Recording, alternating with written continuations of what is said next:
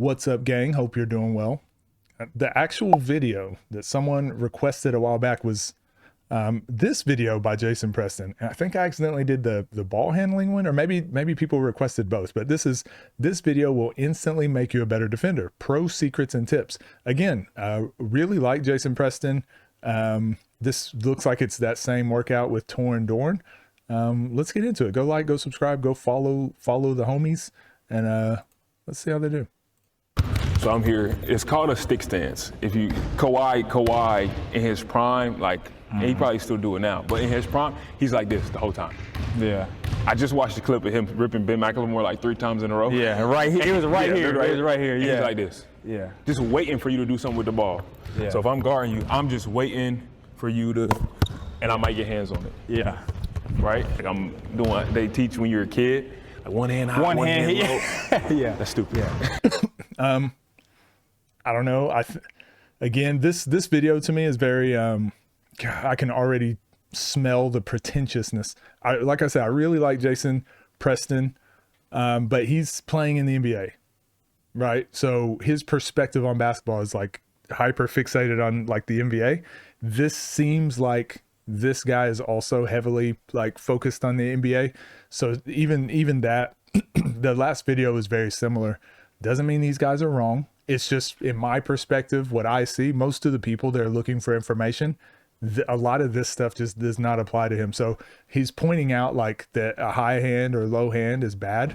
They teach We don't do this anymore. when you're a kid. This is still taught at like the elite academies in like Europe. I know Australia does. This is their concept. Although how you teach it like slightly varies or depends on like what your team defensive principles are.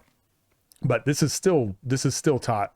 This is exactly still taught. Not exactly like one hand high, one hand low. But they do teach like what they want you doing with your hand, depending on which direction you're shading the defender. And then the stick stance with Kawhi.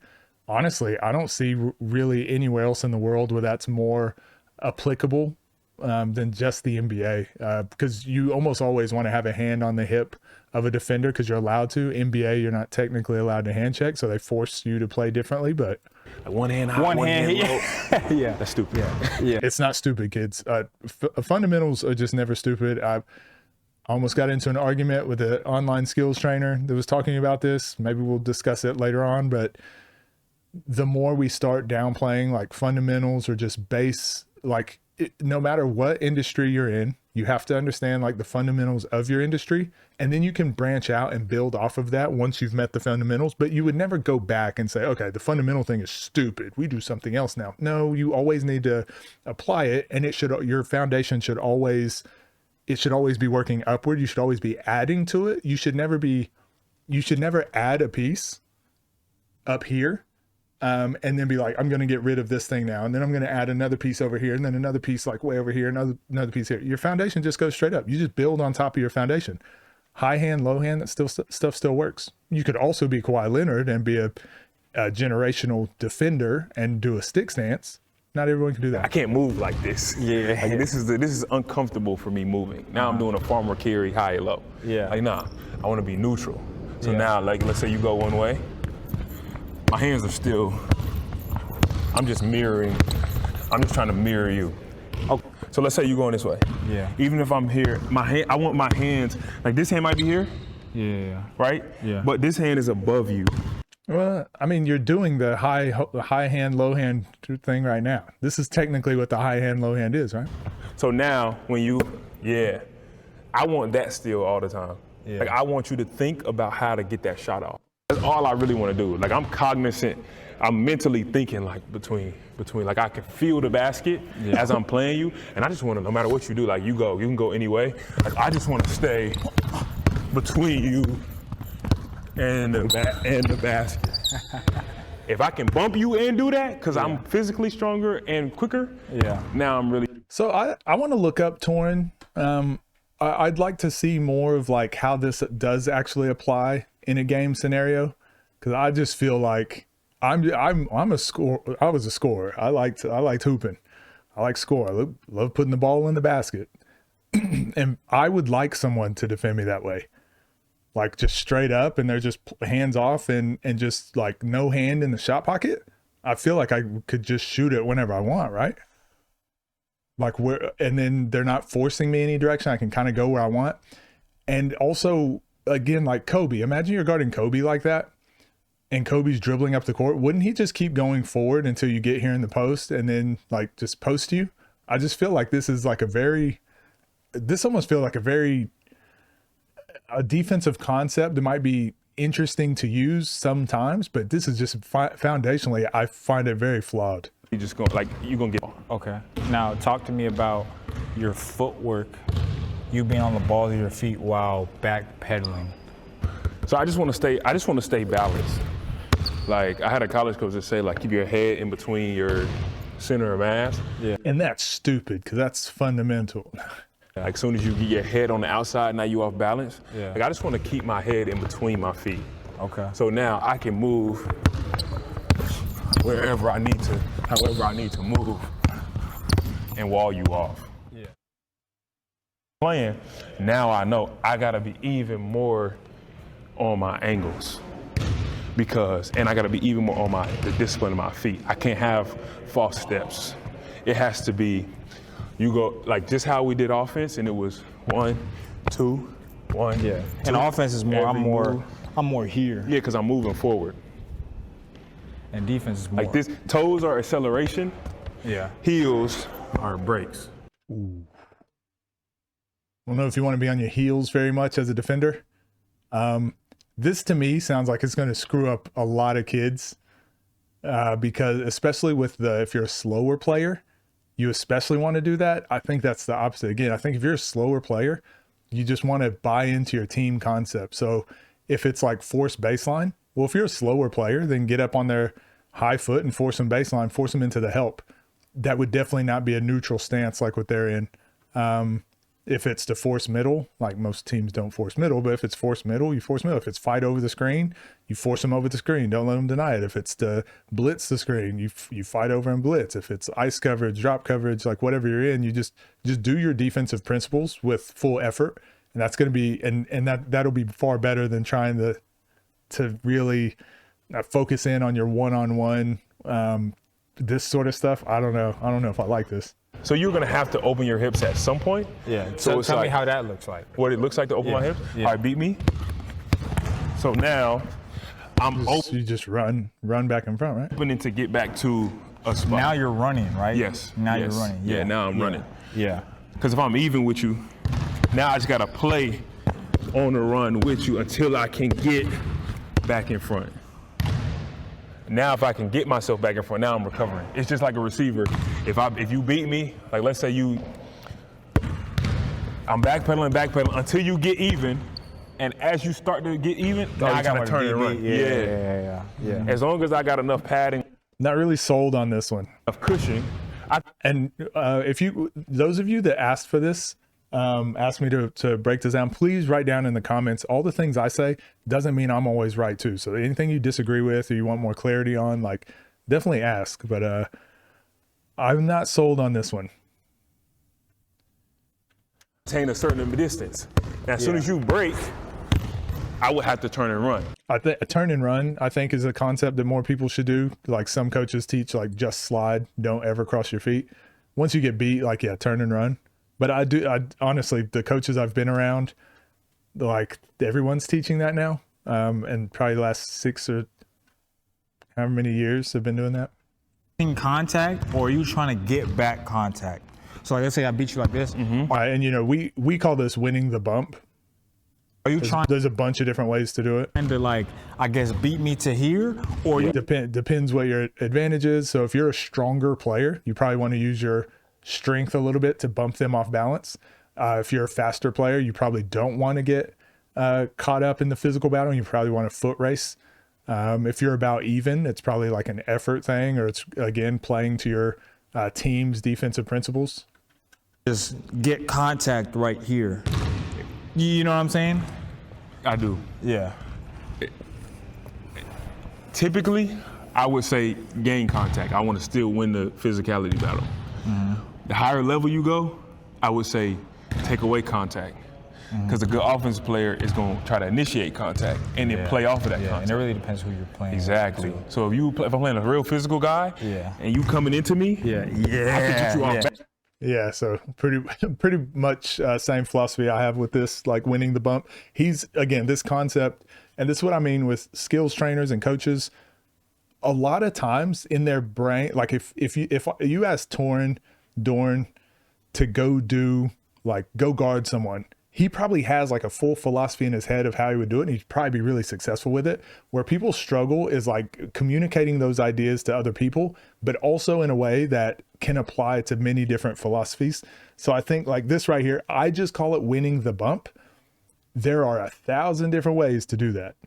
And there are 1,000 different types of, depending on who you are as a player, depending on your strengths and weaknesses, depending on your team's strengths and weaknesses, depending on the level you're at, there's so many factors and context and nuance that goes into it. So I just say win the bump. Win the bump. But then individually, if a player comes to me and we can watch a game film, I can then give them pointers on, oh, you should do this because the offense probably this. Then you can get more into it. I think what I've seen so far in the last two videos, it makes a little bit more sense now. They are speaking to a very specific group of player. Most of the things they've talked about is just not going to be beneficial or is not going to apply to 80%, 90% even of players.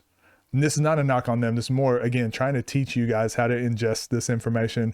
What is it that you need? What is it you don't need? That's by not giving you my body. Now, If you can watch these things and just listen and take the ideas in, filter them out, and just think about them without changing your whole game plan, this stuff is good. And this is how I learn new stuff and new ideas and what people are teaching and stuff too. Body away. yeah. Like I may even start to fake like I'm gonna give you contact and then Again, take just, it. that's another way to win the bump is just hollowing out. That's not the way to win the bump, right? And I'm trying to bait you. So now I might get you to get off balance. Let's say you coming to run into me. I get you off balance and I can get back to the ball because my hands are still active. You can practice these movements at home. You can, but again, I always say this is where it's like they're being very specific with, ooh, how do I practice that little hollow out move? Again, you might not need that hollow out move, but if you go home and if you have keys to a weight room or if you have a gym membership, get stronger with your squats, get stronger with your lunges, get stronger with a couple other leg lifts, like not really, don't over focus on it. And then get good at plyos. So plyometrics. So get you a little skills ladder, do some box jumps, be able to do some like bounds, things like that. Becoming more athletic will allow you to have way more options with winning the bump, regardless what level you go to. You can learn the new technique or whatever. So I just think there's so many more ways to apply this stuff, teach this stuff, and make players better. For 100% of players would benefit from that. Whatever they're about to do, again, it's going to be focused on a very small niche of players. Like You solo? Just already so. both. Let's do both. All right, if you solo, you just literally Solo. going I'm not basic even- stick, and I'm just gonna move backwards in that stick. Then No hop. no hop, it's steps. I'm staying my feet heavy into the ground. Yeah. Now I'm going back and I wanna go 45. Back, 45. Because again, so look at the movements they're doing. Honestly, this is really interesting. All the issues I have with skills trainers is kind of showing up here. You can, like they're practicing like, because a situation that you're going to do in a game. But again, your plyos, your plyometrics and your bounds should cover things like this, but you're really focusing on intensity, technique, and getting like a specific amount of reps. So you're building your conditioning. So then when you go onto the court, this is like the application of it. This is the refinement piece. This is the finishing touch. This is the final piece. But again, you watch these things and you're like, ooh, I'm going to go practice that thing. And it's like, okay, but there's a ceiling on you. You're only going to get this good. But if you build your foundation, your strength and conditioning and all that stuff, then you then you watch a video like this and learn how to apply it. Oh, now you can stack on top. You can stack this part on top of your foundation that you already have. So practice the thing that's going to get you 80% of the way there first. Then this part is like the finishing touch. It's the cherry on top. Shoulders staying square, angling you off. So I'll probably end that there just because this is now like the drill. Oh, hold on. Easy game you can practice daily with a friend. Again, this is just zigzag dribbling that most new school trainers would say is we don't do anymore, but you're just doing it without the dribble, right? It's funny how when like people were just making fun of this, like never do zigzag dribbling anymore. That's an old school drill. Now they're basically doing it without the dribble. It's the problem with CLA constraint-led approaches and like all these new trends that come back in place. This is far more beneficial. This is so more beneficial than anything they were working on that court. Not saying what they were doing was bad, but this is the main. This should be at the front of the video. This should be the main thing. Focus on this stuff first. Then the other part is the icing on the cake. But isn't it funny? This is the very end of the video and it's 7:45 to, so 1 minute of the video is what you actually need.